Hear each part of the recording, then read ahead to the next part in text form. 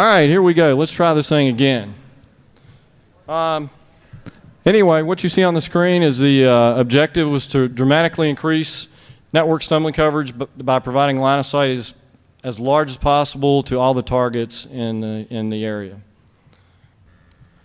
The concept, use a high-powered rocket as a boost platform for either an access point or small computer. At the peak altitude, what happens is the parachute deploys, comes out where there's a seam in the rocket. You can see it about 3/4 of the way up to the top. And the next part of the plan was to establish a wireless distribution system linked from the rocket access point to a launch site access point. WDS stands for Wireless Distribution System. It's used by a lot of WISP operators, and it's simply a means to establish a dedicated AP to AP bridge connection. Once communication with the ground is established, we begin our net stumbling, transmit results to the ground computer. Pretty much everything you'd get on regular net stumbler, this in this case is coming from site survey information on the access point. Other tests for redundancy, we decided not to put 2 access points in the rocket. We used actually a little iPac computer with mini stumbler loaded on to capture data independently. The advantage, of course, is that if you shoot the rocket and you lose it, well, your transmittal data was good. If you shoot the rocket and you get it back, well, you got extra data, you know. So either can happen. I've seen both happen. Now I'd like to go through what I was thinking about as far as the design considerations when I envisioned this rocket back in February.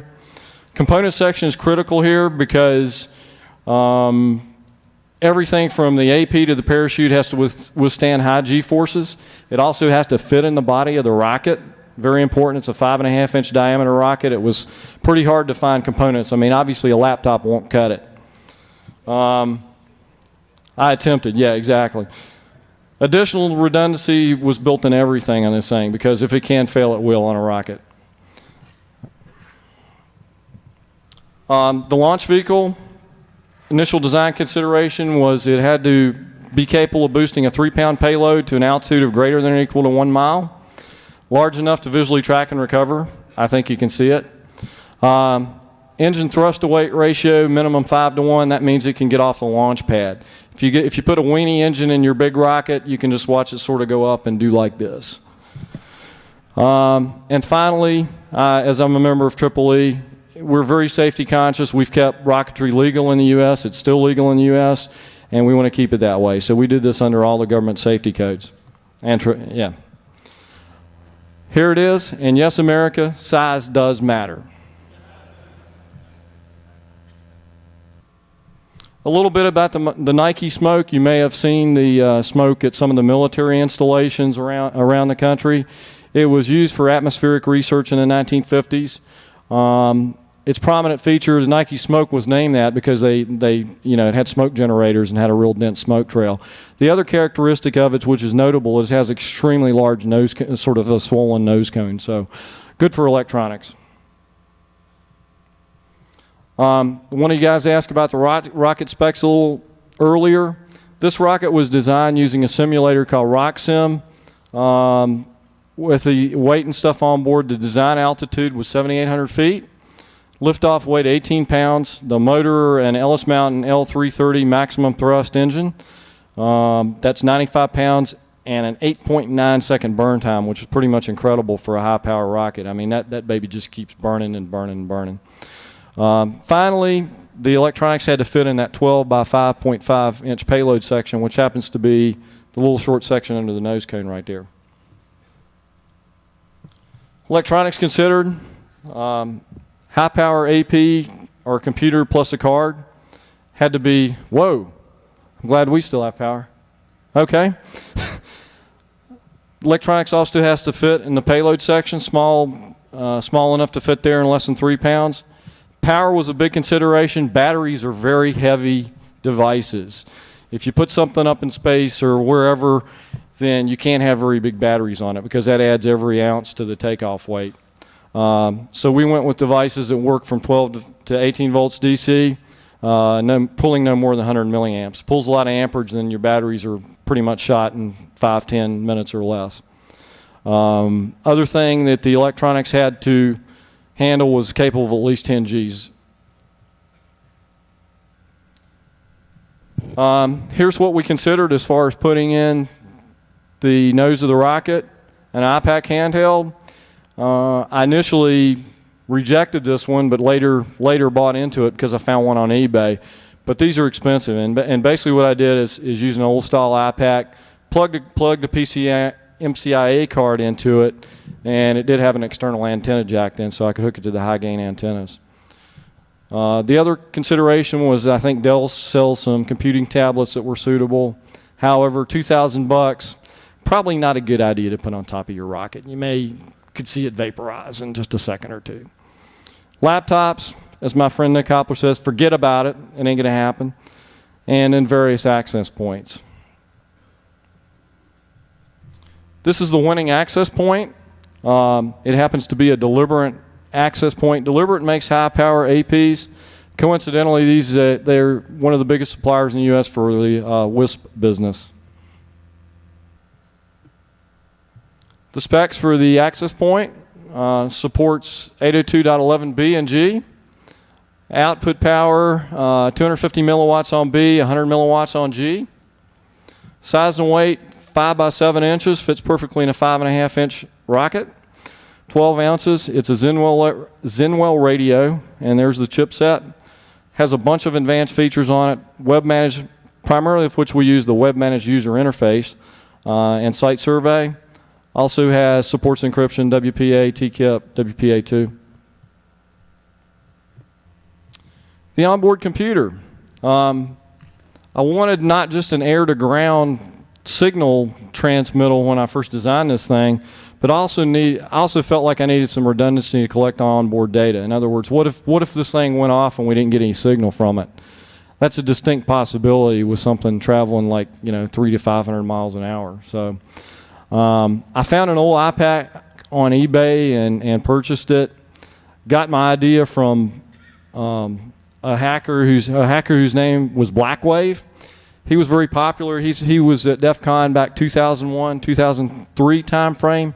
Many of you may recognize him for his purple hair, and I believe he was part of the Irvine Underground. He has vanished since 2003, so Blackwave, thank you for your stumbling rig and the specifications. We don't know where you are, but we really appreciate it for the rocket. Another piece of electronics on board the rocket near the top is called an Altec accelerometer and altimeter. Basically, the accelerometer calculates altitude just based on inertia. The altimeter uses a barometric pressure sensor to calculate the altitude. Nothing to do with wireless, however, very critical as it's the instrument that happens to blow the chute out at the peak altitude.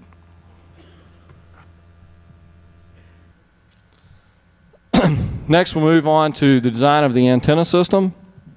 This is a big deal because I don't think a lot of people think about radio propagation in theory when they think of 802.11b wireless. You put it in a room, yeah, you got your access point, yeah, it works. But actually, antenna design is in 3D is quite a challenging engineering process. The other thing was getting an antenna small enough and having a radiation pattern would fit inside the rocket. What we're looking for is to maximize the land coverage, minimize the sky coverage, there are no APs up there, and get as many dBm out of this antenna as possible.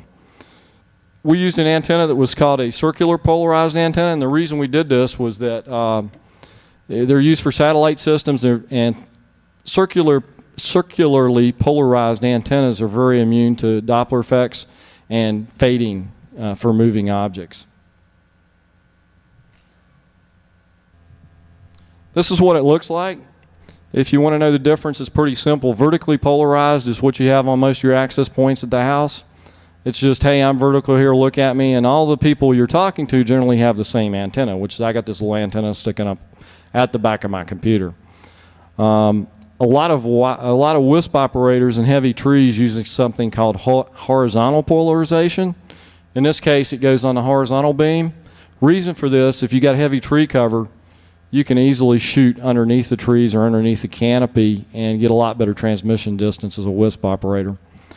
Finally, of course, you have the circular polarized. There are two types of circularly polarized antennas, right hand and left hand.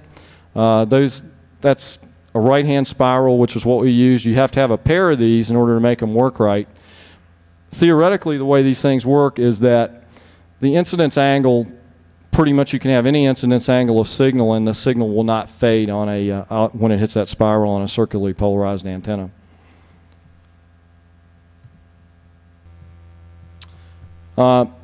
This antenna is located right at the separation point of the rocket, that little seam you see near the top. You may recognize this as it's just a plain conference room antenna actually. It's to put up in a big room like this right in the middle of the ceiling.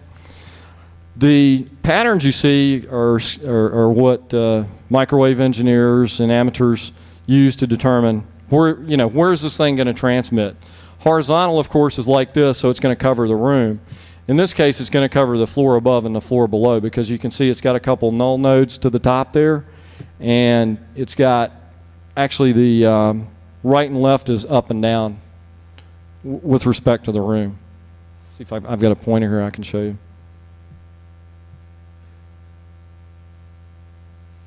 Well, anyway, the up and down are the right and left hand lobes there. And this particular antenna was hooked up to the iPad computer in the rocket.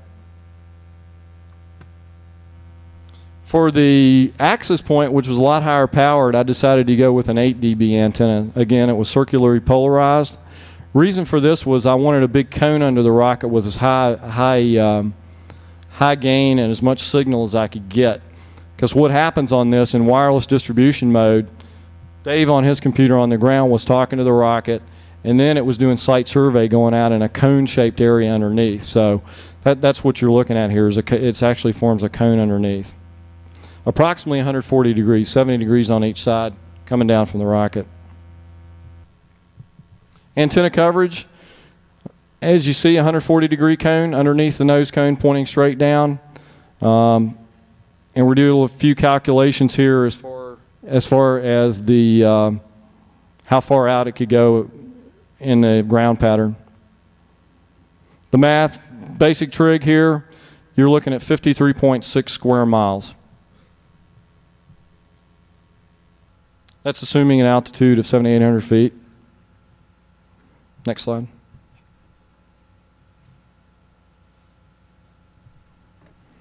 Okay. Thanks. All right. So anyway, this is just the numbers filled in. Basically, you got an 8-mile diameter circle here, which if you do the math, calculates to about 50 square miles. It's about all I could get with 8 dB. I'd like to do more, but we need bigger rockets for that. So anyway, that's what we ended up with. A pretty good swath of ground. The next design consideration is the link budget. And link budgets, you put in how much antenna loss you got, you put in the transmitter power, you put in the receiver sensitivity, plug all these things into these fancy equations, and it tells you, hey, number one, will your link work or not? You're actually going to see these access points. I mean, anybody can stand up with an antenna or put an antenna anywhere. It doesn't mean it's going to go 1,000 miles, okay? I think you guys know this intuitively. This is just a formal way to calculate that, and it's used for, link budget's used for microwaves, fiber optics, just about everything by engineers. So I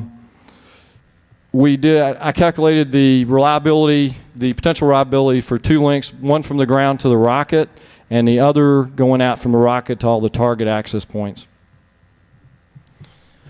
Got tired of plugging in equations on my calculator, so I found a cool site on the internet that would do this for me. It's called swisswireless.org if any of you are interested in or setting up your own WISP business or whatever. Right here, hang on, let me blow this up. I can't see it on my slide.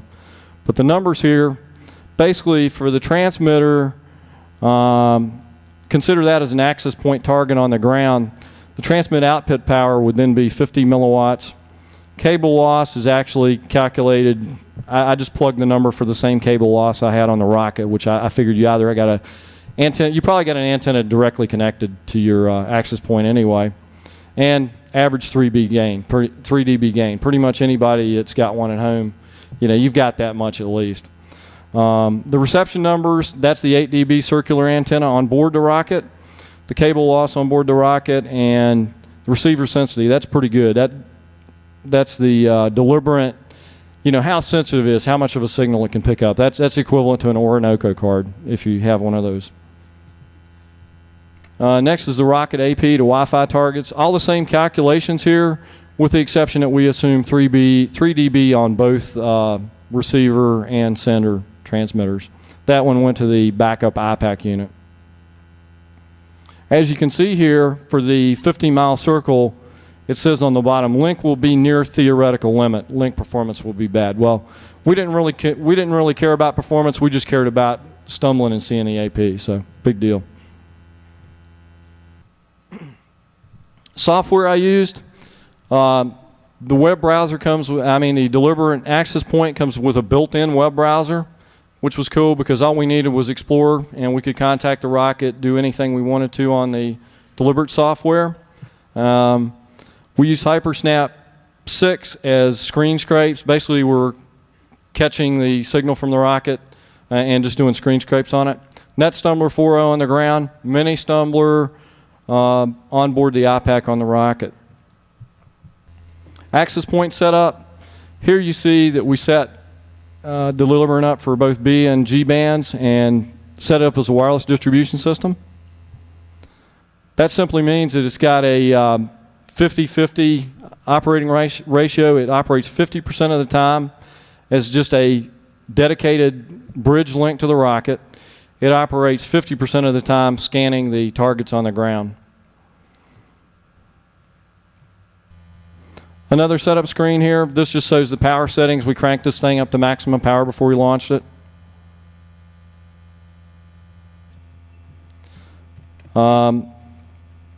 Screenshot. This is actually near my house. This is not from on board the rocket, but a screenshot of the actual site survey function that we'll be using during the flight. This will set to auto update. It's got an auto refresh screen, so about every 10 seconds we get a fresh update from the launch vehicle. Stumbling plan at max altitude. The parachute deploys. Antennas are now in the proper position. In other words, this thing comes apart. Antennas pointing down. It's all hanging from the parachute. That gives us about, with the size parachute I used, 6.5 minutes of stumbling time. And the reason I put in here that the number of targets decrease with decreasing altitude, it's really true, because think about it. If you got a cone right here and the top of the cone's the rocket, well, as you come down, your cone's getting it's getting smaller and smaller and smaller as the rocket descends. A few pictures of the construction. When I was putting this thing together back in February, I documented it. What you see on the bottom half there is the access point hooked to a board. Behind there is the actual altimeter, and the space that the IPAC, actually over top of it, and from your view, is the space that the IPAC computer fit in. And that's just an Ethernet cable hanging out of the payload bay there. This is the engine that went in the rocket. Unfortunately, I couldn't ship it today. The fire marshal wouldn't agree, and the airlines weren't real hip on it either. So it is a hoss of an engine. This is bigger than most of the kid rockets that I shot. It's you can see the ruler there. It's about 3 feet long, and the thing's about 2 inches in diameter. That's a honking lot of ammonium perchlorate, which we Rocketeers affectionately known as AP. The other thing about the rocket construction, and the reason I picked the Nike Smoke, is the nose cone functions as an antenna radome. For you guys that don't know what a radome is, it means that it's transparent to radio waves at a given frequency. You've probably seen these at some of the government ground stations and stuff. They're known as golf balls, the big enclosures. Well, those are made like that for a reason. They protect the antennas from the wind and stuff, and the signal gets through. This is just a picture of that. If you look about between, actually on the horizontal axis at 2.4 gigahertz, this particular nose cone is made out of Teflon fiberglass, which is, as you can see, lost transparent. And that's what it looks like, what you see up here on the front of the stage. After I found my IPAC on eBay, I decided that since I only had one big honking engine for the large Wi-Fi rocket, that I'd really like to shoot this at some other locations. So I just happened to have an older rocket that I'd built back about 2000, And I said, this will be good because I can get some smaller engines and we can do some shooting in some more places and get some more data. So we added what's called a PML Patriot missile. It's capable of boosting the IPAC to 2,000 feet, can be launched in much smaller fields legally and in more densely populated areas because you can shoot it, you know, for instance, in a city kind of park and not get in trouble with the law. This enabled 3 launch sites that we did for this project. One was the big one was in Culpeper, Virginia. The next one was in Centerville, Maryland, and the third was about 2 miles north of the UVA campus in Charlottesville, Virginia. And that's just the other 2 launch sites that I just mentioned. There's what the Patriot looks like. It's a lot smaller than this, but did a good job. Now I'm going to turn this over. One more thing. When we shot this thing up in Culpeper back on July 24th, you actually have to get FAA approval for anything over 2,000 feet. So we had to call in and clear the airspace over Culpeper before we set this puppy off. And my Triple E friends, it pays to have friends in high places because my Triple E friends all helped me out with this. Now, with that, I'd like to introduce my friend, Mad Hatter here. His name's Dave, and he also works as a security engineer for Tenacity Solutions. He was instrumental in helping me get this project off the ground. He's worked with the start and been at every launch, and basically he's in charge of all the ground electronics. And so with that, Dave's going to show you a video. The first part of the video you'll see is going to be the little rocket we shot for fun, and the next will be the big one, followed by sort of a slow motion slideshow that I think you guys will find pretty interesting. Take it away, Dave. T-minus 5, 4, 3, 2, 1.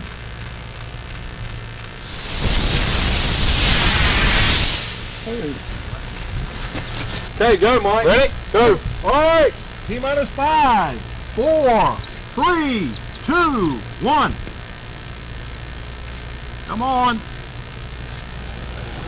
Come on.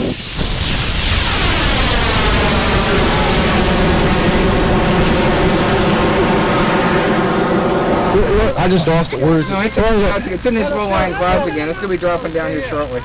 Let me run up here on this hill. I'll run. Just walk. At least you know where it's at. There it is. There it is. Right there. And the kids saw it. We're going out to go look for it here. There it is. All right, just right there. It'll stay out of the clouds now, Mike. This was a big honk and zoom lens. It's actually out a couple miles. Don't run through the corn.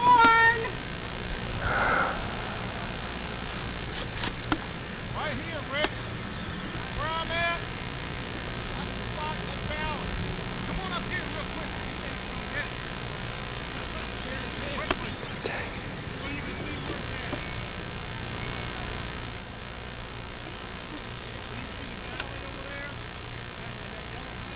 Oh, he's going to be in great shape. Along that road, where we were before. Yeah, they want to try to not run through the clock. Yeah. Oh, just on the other side. Just on the other side.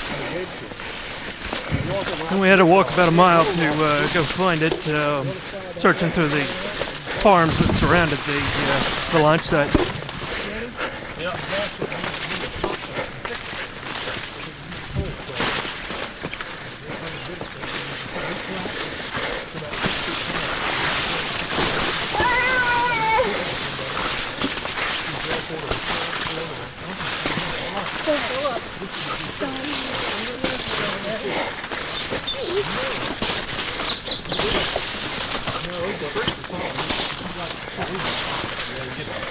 That was a heck of a point.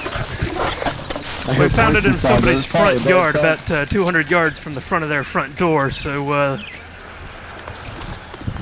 the family dog was extremely excited. It's kind of what tipped us off to the location of the landing site. Was the dog was going a little loopy. He drool on those cone? Probably he licked the mud off there. That's cool. We clean that for you. Damn, well, next time he takes the motor out. That's a nice. That was enjoyable. We go there back to what?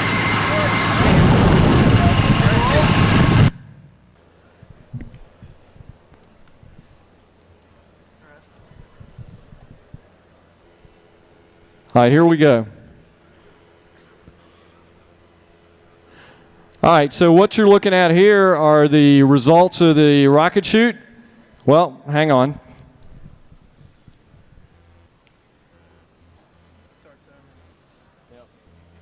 Hang on, go back. All right, what you're looking at here are the results of the rocket chute. The rocket went to 6,800 feet. This data is from the onboard accelerometer and altimeter. That's that big red curve you see there. You see deployed detected, which is where the parachute came out. The blue is it achieved 367 miles per hour going up. The other piece of information we got from the altimeter, it hit about 6 Gs on takeoff. So that's the actual flight data. And here are the stumbling results for Culpeper. The default is the only access point that we picked up off the deliberate access point. However, I do want to point out this was picked up at an altitude of over 6,000 feet. We know that because we were taking snapshots as the rocket went vertically.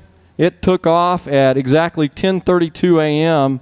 and that file, which is snap 01257, happens to be about 26 seconds into flight. So that's how we figured out the altitude that came up. We did pick up another access point, which is from the IPAC. Tell you what, just get into the backup slides. All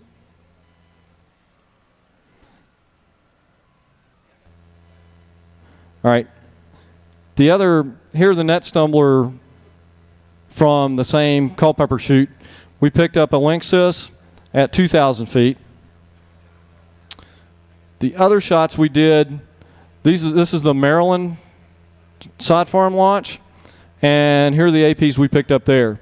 Keep in mind that this is from rural America, okay? Most of these access points that we're seeing are on big farms, and they're way out where there is no DSL, there is no cable system, there's nothing out there. These are access points that were, none of which were visible from the ground before we shot the rocket. The final launch here was at Culpeper. I'm sorry, Charlottesville. We picked up a lot more, I'm going to show you a Google Earth of these in just a second. We picked up a lot more access points in Charlottesville. This was a much smaller city park. It's about 2 miles north of the UVA campus. Unfortunately, the last rocket chute, which was on the smaller Patriot rocket went up about 200 feet in the air, flipped over. It was a little too side heavy and also a wind that day. It cocked into the wind and went sideways for about half a mile and ended up in the woods. So that was quite a trek for me to get. Unfortunately, antenna pointing down in the ground as the rocket flies horizontally is probably not the best configuration to have. So now back to the, let me show you the Google Earth stuff.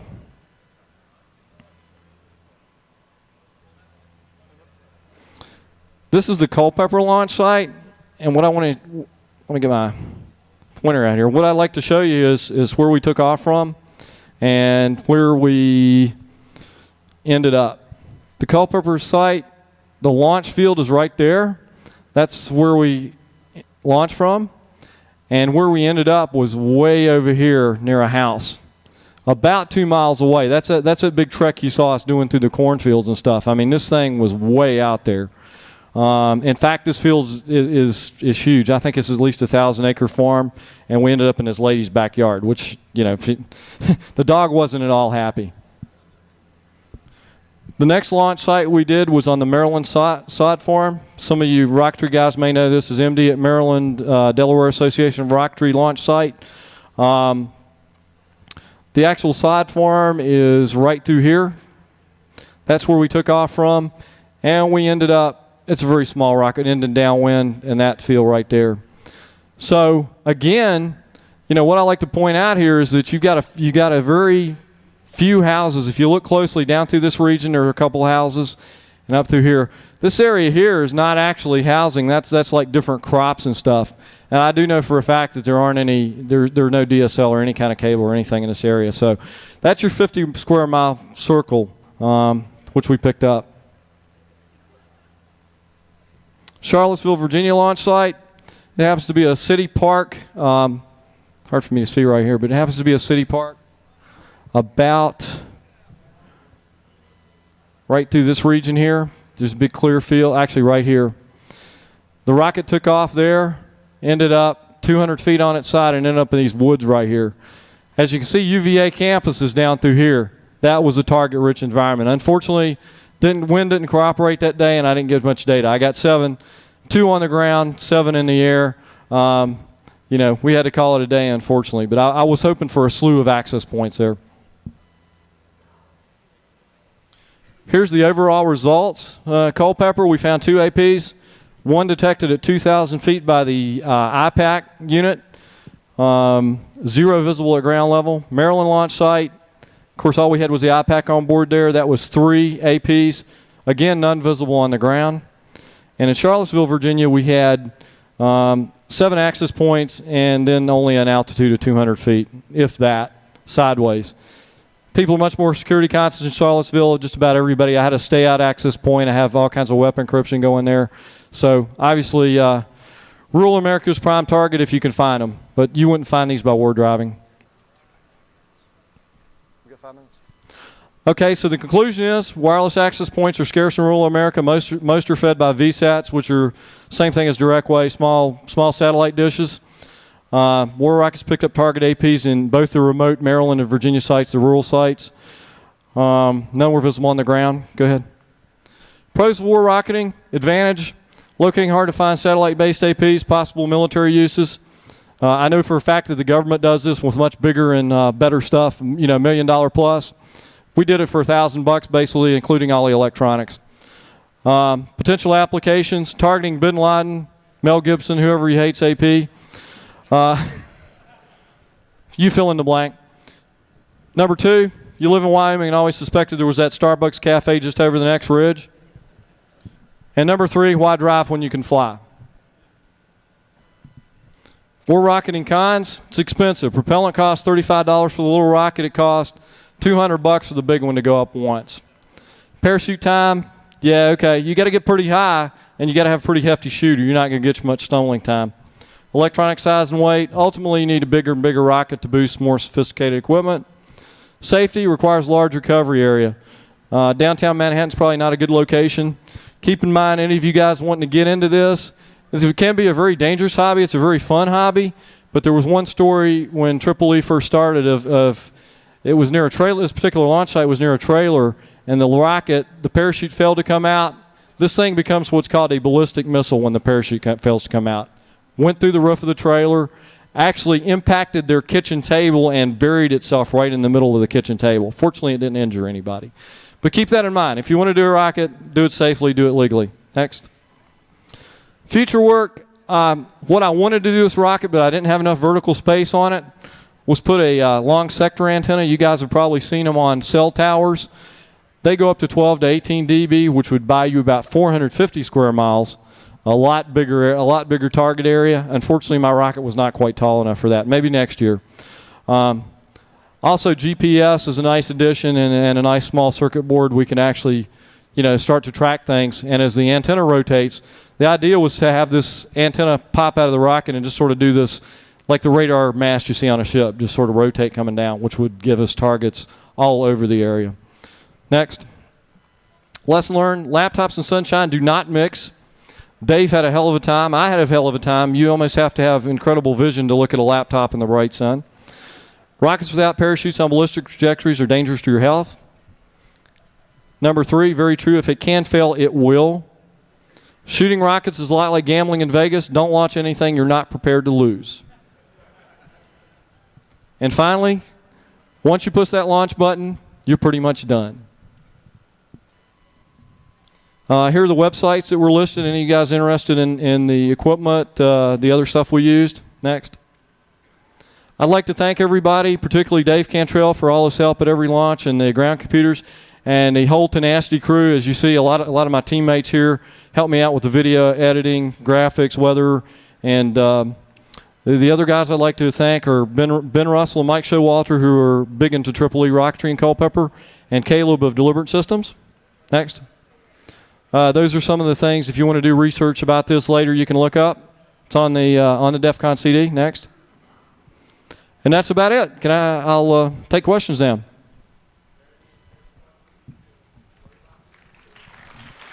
Thank you. Thank you. Yeah, the question we have is there any insurance policy? If you join Triple E, you don't have to worry about insurance because we got our own team of lawyers and our own insurance for all the launch sites. Very, very, very important. Because as you know, if you kill the guy's Corvette next door, he's going to be a little pissed off. Anybody else? Yeah, go ahead.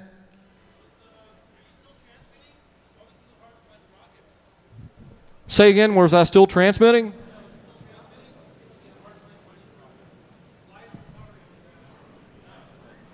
Yeah, it was still transmitting. We had a hard time. We had an Omni antenna actually looking, which did the link, so we really didn't need to aim the antenna. The hard time you see us tracking is Dave trying to hold the camera to see this thing about 2 miles away. I mean, he was doing this freehand without a tripod. Say again?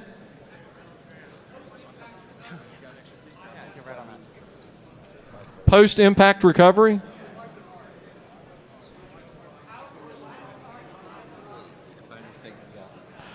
Oh, well, it fell down in a very, for number one, it was behind the house, so you couldn't see the signal. It actually landed behind a suburban house, which was not supposed to happen. It was supposed to land out in an open field, so that's why we couldn't pick up a signal from it. Yeah, we did have mobile stumbling gear. We couldn't pick it up because I'm assuming that the house was blocking most of the signal. Go ahead.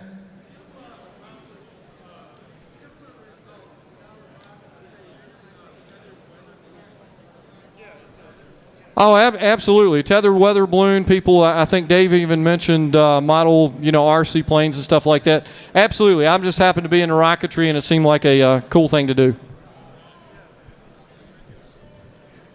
Anybody else?